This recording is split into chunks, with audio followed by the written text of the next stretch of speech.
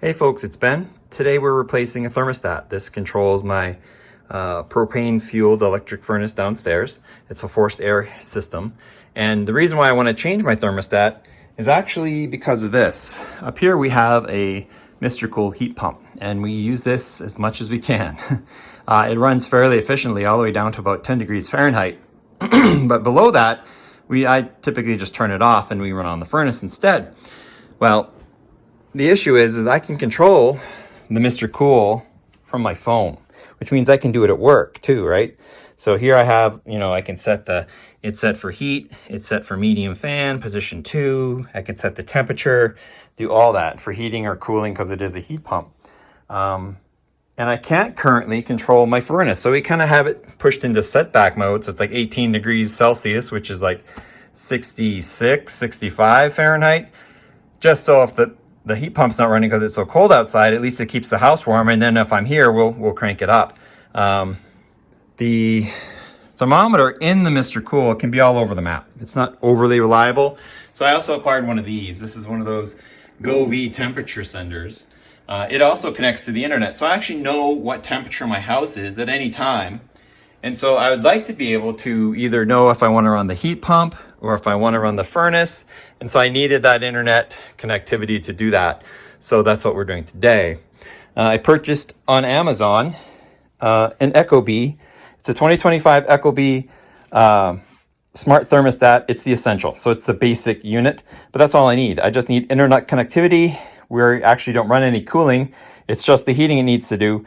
But I want that internet connection so that I can be like, nope, too cold for the heat pump, better turn the furnace on. So it'll be nice and warm when I get home, and this will give us that. The biggest issue with these over these older conventional thermostats is the wiring. And if we pop this open, and this is just the battery powered, it's got 2 batteries and a backup battery there. It only has a 2-wire connection down to the furnace. Now my furnace is fairly new. It's actually maybe 10, 15 years old.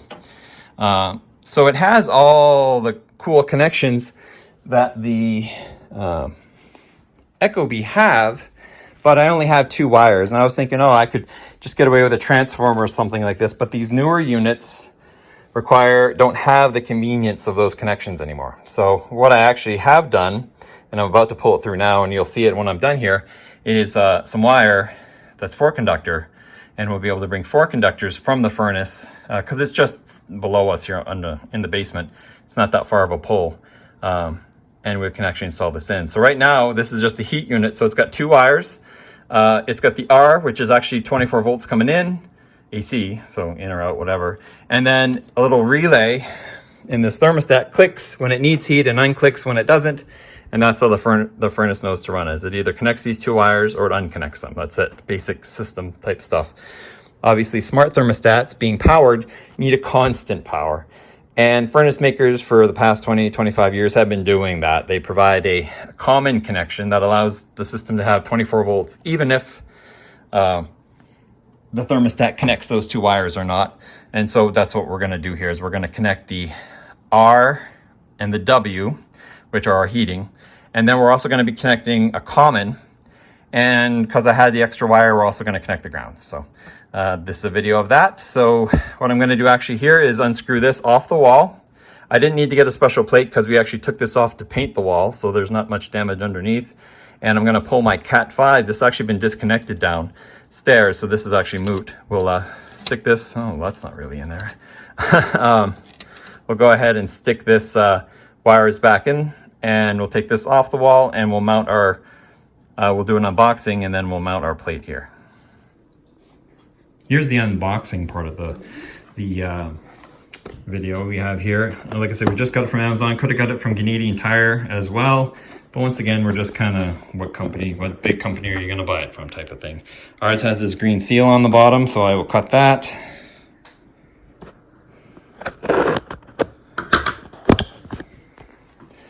Okay, so that's open. Okay, it's going to open like this. And it pops open, and there's the screen. It says installation starts with the app, which makes sense. And then this probably slides out. It does. The forests are cute. And this will give us, there should be, I think, only 2 pieces in this thing, to be honest with you.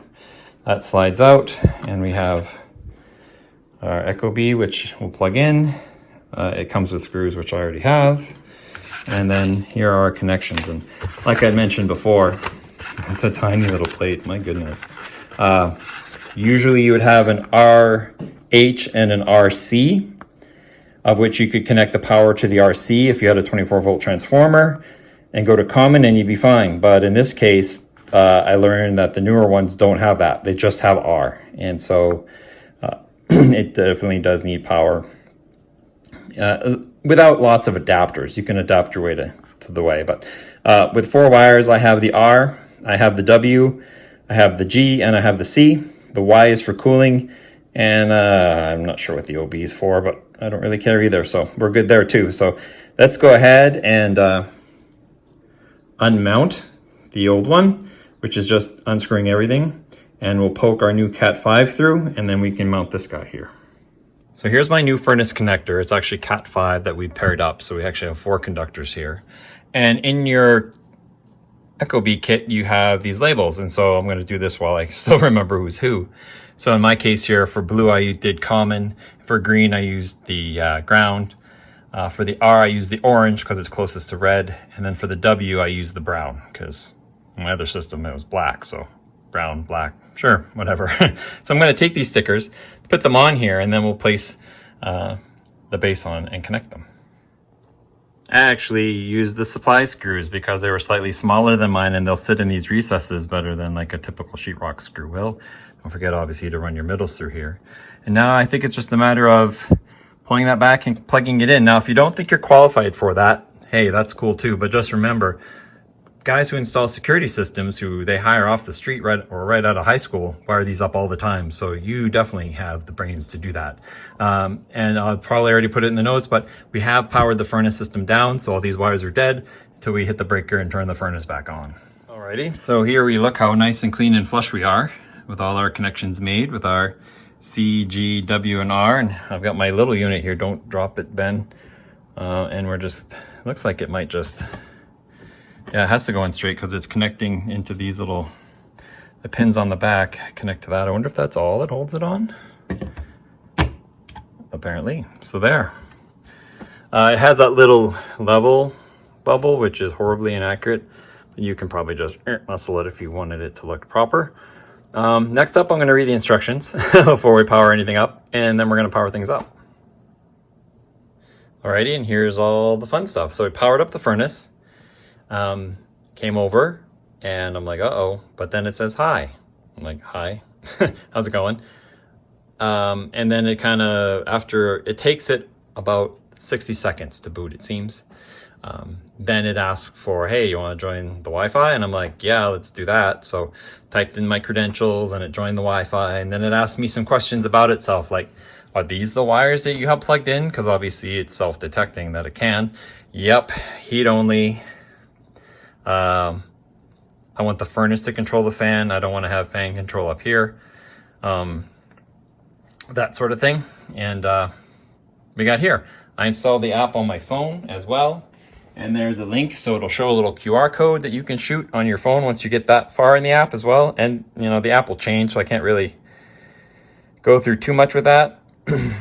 But the long story short of it is I now have the control I was looking for to run my thermostat, even though one says 23.5, the other is 23. Will that refresh? I don't want to change the temperature. Maybe if we close that and then open it again. It says, who's that? Nope, still says that. So it's set for 20 until 1:30 p.m. Okay, and lots of other things I'm gonna have to learn about. So and that copied it on there as well. So we're all buddies again. But I can set schedules now on my phone and just manually turn it on, which is what we do with our heat pump. Is typically we don't have it run on high until we get home if we have to. In the summertime for cooling and stuff like that, we run it kind of, you know, more of a swing than we do in the wintertime. And we keep our heat pump on most of the time. But now I'll be able to know that, oh, it's too cold for the heat pump. Better make sure the furnace picks up the slack. And sometimes I lock it into a temperature, and crap, I forgot to unlock it so it gets cold for bedtime. I have to get out of bed, come over, shut the override off. Now I'll be able to do that from my phone. So if you have any questions on it, it's fairly simple installation. This is not a fancy thermostat. It does know, the app knows where you live, and it knows what temperature it is outside. So I'm wondering if it has some of the ability to adjust, like if it's -40 outside, that maybe we don't heat to 20, maybe we heat to 18 Celsius, which is about 64 degrees. Or maybe we go to 20.5, which is 70 degrees. So yeah, it has that hopefully smart ability too, but it's something to go with. But the hardware is here, so now we can play with the software until we get a good mastery of it. And I think I can even put this thermostat on my Mr. Cool app as well, but more on that later. If you have any questions, feel free to ask them. Comments, please leave them. Why'd you use Cat 5, man? Why don't you just run Quad 4? Well, that's what you have. And please subscribe to our channel, Red Barn Homestead, for homey stuff like this. I mean, we're out, we live in a rural house. We do things on our own, and now we have a digital thermostat. So pretty cool stuff. And we'll catch you guys later. There's a kitty, just so you want to see.